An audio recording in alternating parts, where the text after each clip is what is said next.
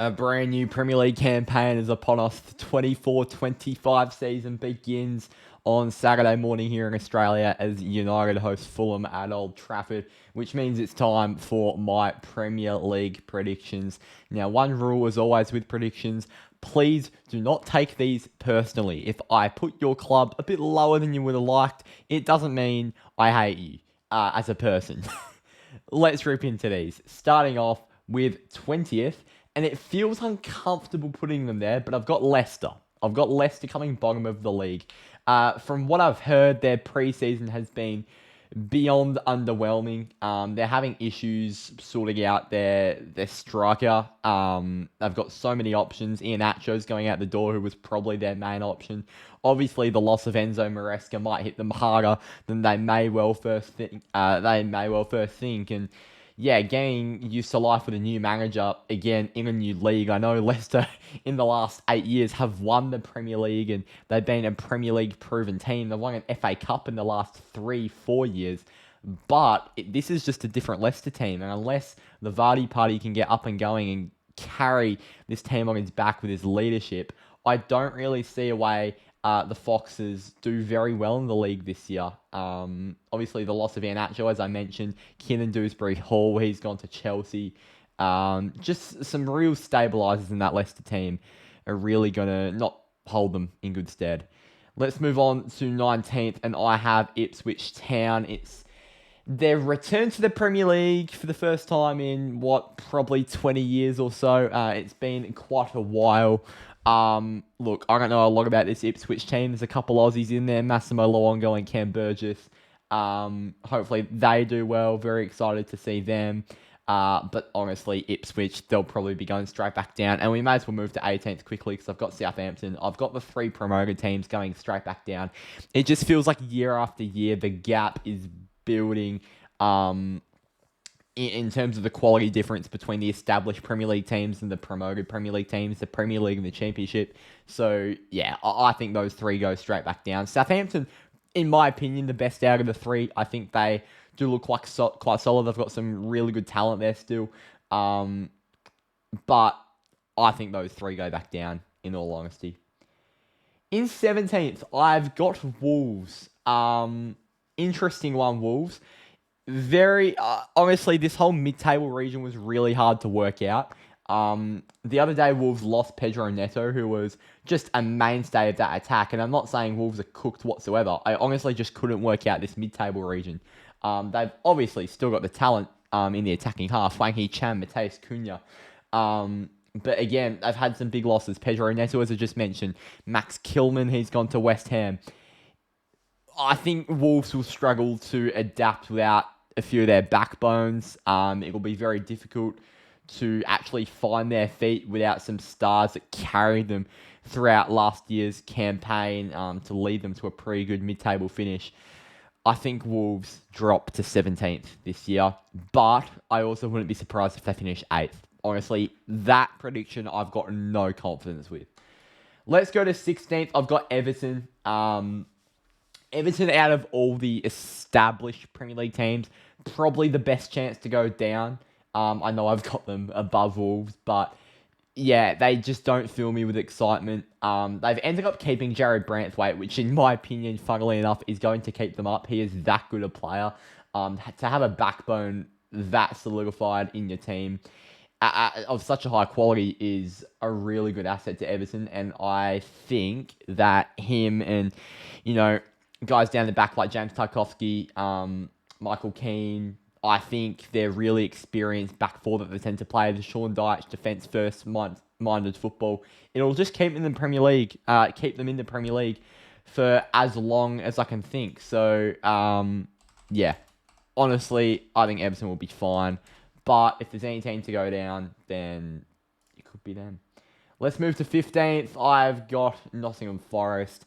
Again, this mid-table region is so hard to predict. They don't look terrible, but they don't look great. As I said, the gap is being breached so far from the bottom 3 to the established Premier League teams, to the point where all these mid-table teams are sort of even. I don't really see a weakness in Forest's game. that I can particularly point out.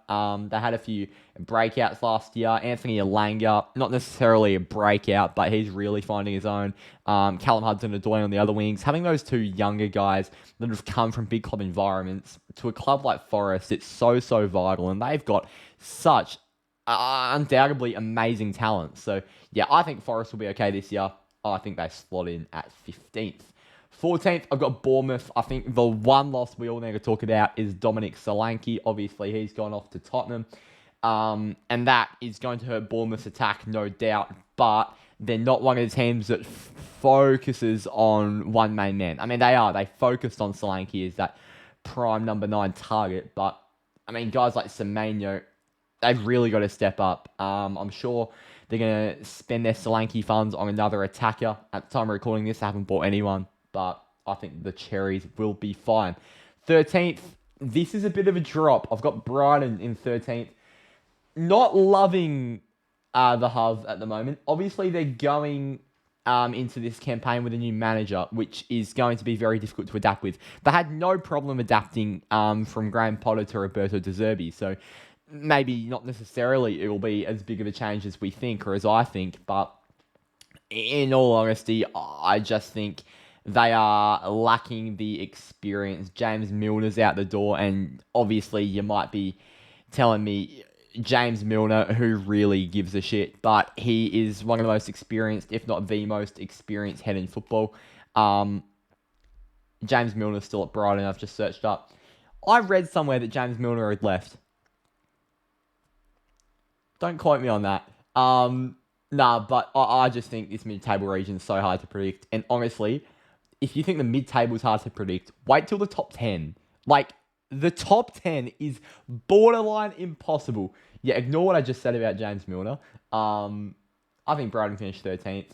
Obviously they've got talent there, and they could push into a top 8 spot, but 13th for me. And honestly, it might work to their advantage not being in Europe this year. 12th, I've got Brentford. Again, one of the teams that could be higher. I saw someone on Sky Sports predict them to go down. If anything, I see them going even higher than 12th. You can't doubt their attacking threat. You know, the Brighton Burma and Ivan Toney combination can get working in a full season, both at the peak of their powers. It's crazy that Ivan Toney is still at Brentford, to be honest. But I think the Bees will be fine, and I think they could maybe even exceed expectations. Thomas Frank knows how to get the best out of this team. Let's be real. Apart from the Mburmas and the Toneys, they're a bunch of mediocre footballers. Not mediocre footballers, but real gritty Premier League players that like to baggle around that mid-table region. And Thomas Frank, season after season, gets the best out of them. Brentford, you never know what they could do in season 24-25. 11th, I've got the Palace, and Crystal Palace are a real one to watch for me this year. Obviously, their late season charge was absolutely outstanding. I don't think anyone could have seen that coming. Roy Hodgson got sacked after playing some of the most dire, horrific football for a large portion of the season. And Oliver Glasner came in, and oh my word, he was instrumental into turning this Palace team around. Another guy who was instrumental in turning Palace around last season was Michael Elise, and obviously he's off to Bayern Munich. Will that hurt Palace's attack? Potentially. I've heard that he signed this bloke from the Bundesliga called Kamada, who might be that guy, that sort of hybrid winger, attacking midfielder, that could maybe fix those woes. Eberechi Eze, from what I've read, is going to stay at Palace, but there are teams like, I think I saw Man City are coming in for him. For the love of God, Eberechi Eze is one of the most technically gifted, fantastic players to watch in the league. If City get him, they are going to absolutely ruin him. I really hope he stays at Palace, not just for the Premier League's sake, but for Palace's sake, because they need someone of that talent. I think Crystal Palace will do well this season. They look really good towards the end of last season. And if they can just build on that, and hopefully Kamada can weather the loss of Elise in that attacking half, then I think they'll be looking all right. Let's move on to the top half. I've got Chelsea in 10th. We know the deal with Chelsea. They've made 40 signings or some shit. That's probably over-exaggerated. They've got like 40 players in their squad. It is absolutely ridiculous.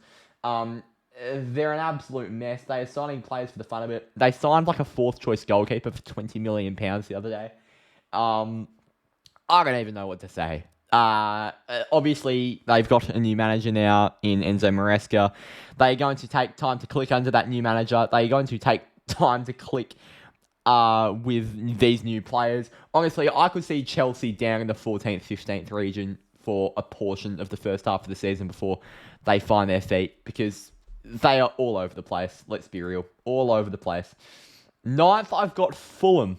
Really, really like Fulham going into this season. I think their team balance is absolutely fantastic. You've got Anthony Robinson down on that left flank, who I think is a really underrated fullback. Emile Smith-Rowe being added into that midfield is just, attackingly, that's fantastic. I'm really interested to see if they'll deploy Smith-Rowe on the left, because I know Fulham like to deploy Iwobi there, who is obviously fantastic and you probably shouldn't drop. But how do you fit both Andreas Pereira and Emile Smith-Rowe into that midfield three without pushing Emile out onto a flank? It's really difficult, because the physicality would take a massive hit if they decide to opt for a midfield three with Smith-Rowe and Pereira. So interesting to see how they make that work, but two undeniably attacking beasts, to be honest. They don't look back, they only look forward. I think Fulham are looking really good going into this season. I've got really high hopes for them. They've built a really good squad, and I think they're definitely one of the dark horses of this season, but there are so many of those. We move into 8th. We've got Newcastle. Again, one of the teams that could just float up into the top 6. This region's really, really tight. Not really sure where to place these teams. Newcastle, Kieran Trippier is really the only guy I'm hearing from on the transfer front. They might lose. They're going to get Sandro Tonali back very soon from that suspension. I think that'll be towards the start of the season. He'll be available to play again, which will obviously be like a new signing. I know it's a cliche, but he'll be a massive boost to that Newcastle midfield. Yeah. Magpies looking good. They're in 8th. 7th, this feels too low. I've got the Villa, and reason, they've lost their main pillar in midfield in Douglas Luiz. That is going to be a huge loss. He's gone off to Juventus. They've lost Moussa Diaby. Didn't have the impact he probably would have wanted in his one season at Villa. Honestly, I think the one thing that's holding them back is the Champions League football. I wonder how they can manage. I think they'll be very similar to Newcastle last season in the fact where they might have a bit of that drop-off because of playing in Europe, and because maybe they'll endure some squad issues. It's not the deepest squad Villa have, especially considering they're going to try and battle in, obviously, Europe's premier competition. So, yeah. I see a bit of a drop-off from Villa. Maybe their second-year blues, but could also see them maybe making another top 4, which wouldn't surprise me at all. 6th, I've got West Ham, because God almighty, they are looking good. You look at that back five, and you've got Areola, you've got Emerson, you've got Kilman, you've got Mavropanos, I think will probably start, and you've got Wan-Bissaka. They're looking good. They're looking very, very good. You've still got the pillars of... apparently, Souček's on his way out, but you've got him. You've got James Ward-Prowse. You've got Lucas Paqueta, Jared Bowen, Mo Kudus. It's such a versatile team. They've just signed Nicola Fulkrug, which is an unbelievable signing. Sorry, no, I forgot who was at their right centre-back, because it's fucking Jean-Claire Todibo. This is a guy that United had locked away for months. UEFA intervened, and then West Ham have gone and swooped him on a loan to buy. Incredible. So they've got a back five of Areola, Emerson, Kilman, Todibo, Wan-Bissaka.